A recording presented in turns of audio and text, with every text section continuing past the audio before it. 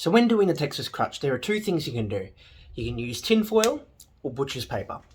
Now, why would I use one over the other? Let me explain.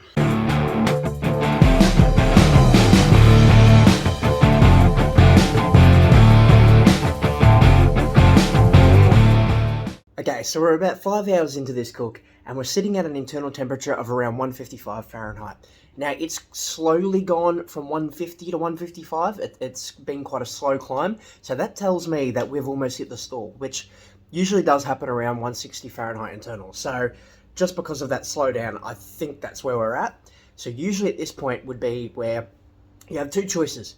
You either can wrap it and do what's called the Texas Crutch, which will basically, it insulates the meat and it allows it to sort of baste and steam in its own juices a little bit, and it allows it to push through the stall and start climbing that internal temperature again a lot quicker than if you were to leave it unwrapped, where basically what happens during the stall is it will, as it goes up a temperature, it's cooling itself off and it kind of gets stuck in this loop. Now, it will push past it.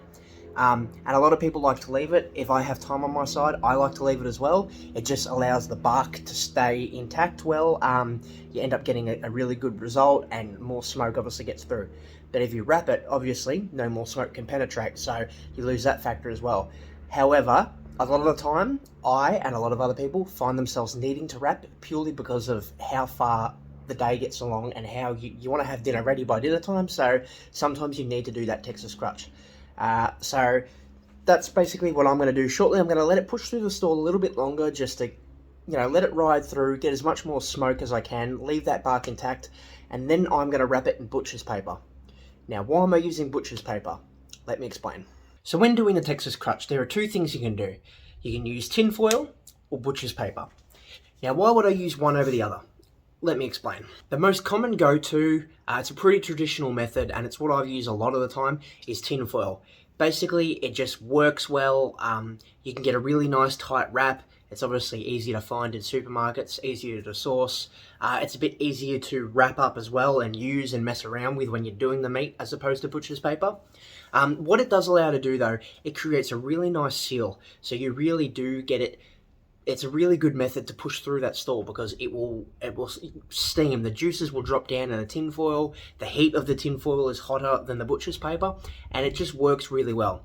The downside is, however, you don't get to maintain the best bark. So if you're doing a brisket or beef short ribs, when you do unwrap, you may find that your bark is a bit moistened up, and it's not the same nice texture and quality of bark than when you went into the wrap. Why would someone use butcher's paper? So butcher's paper, it's a bit more breathable, so it doesn't get as the butcher's paper obviously doesn't get hot as hot as the tin foil would. It also, because of that and because it has a bit of seepage, it doesn't push through the stall as quick, I find. Whether that's true or not, that's more anecdotal. However, the benefit to butcher's paper when doing a cook like a brisket or beef short ribs or anything where you want a nice, hard, crispy, perfect bark, butcher's paper works better for that. It tends to maintain the bark. It isn't as harsh on the bark. It doesn't sort of steam the meat to the extent that tin foil would. So you get to maintain that bark. So when you rip the butcher's paper off, you'll find that it hardens again quite quick. And if anything, it enhances the bark that you built before the wrap. So that's the upside to butcher's paper.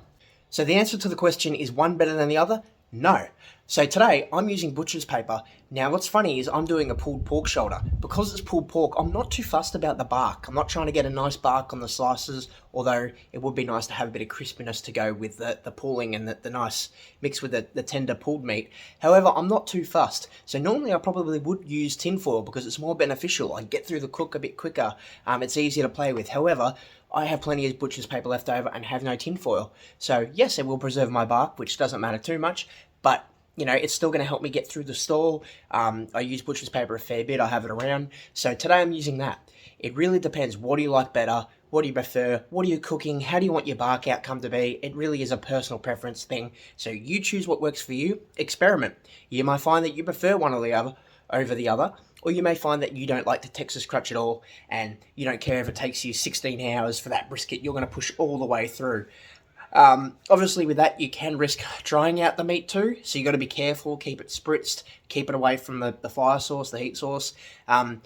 but you can also produce an amazing result without doing that. So, another method is boating, where you create a boat of tinfoil around it and you leave the top exposed. That way the top bark still forms, however, you are still sort of providing that insulated boat, so the juices drip down into the tinfoil and rise back up into the meat. It helps keeps it moist and juicy.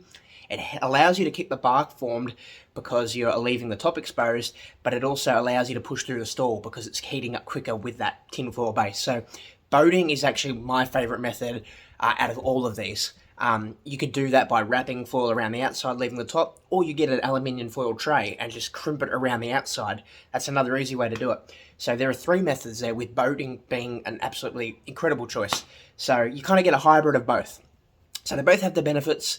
The boating is a way to have the best of both worlds, or you cannot do a Texas Crutch wrap at all. It's completely up to you, but they're all good options, so you do what works for you. Thanks for watching.